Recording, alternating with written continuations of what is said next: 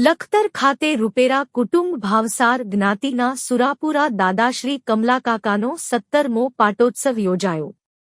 લખતર મોતીસર તળાવની પાળ ઉપર આવેલ રામદાસ બાપુની દેરી પાછળ વિવિધ સમાજના સુરાપુરા દાદાના પાળિયાઓ આવેલા છે, ત્યારે સોળથંભીની બાજુમાં આવેલ રૂપેરા કુટુંબ ભાવસાર જ્ઞાતિના સુરાપુરા દાદા તરીકે કમલાકાકા પૂજાય છે.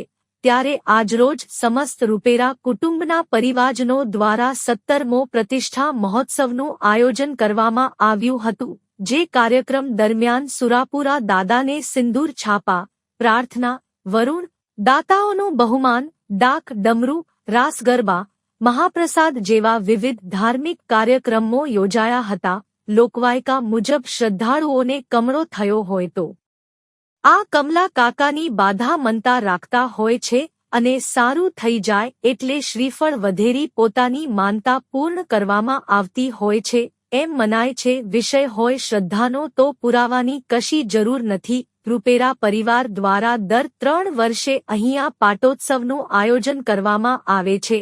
આજે લખતર ખાતે યોજાયેલ પાટોત્સવ નિમિત્તે રૂપેરા કુટુંબ ભાવસાર જ્ઞાતિના ભાઈઓ બહેનો પરિવારજનોએ મોટી સંખ્યા દર્શનનો લાભ લેવા ઉમટી પડ્યા હતા. રિપોર્ટ જયેન્દ્રસિંહ ઝાલા.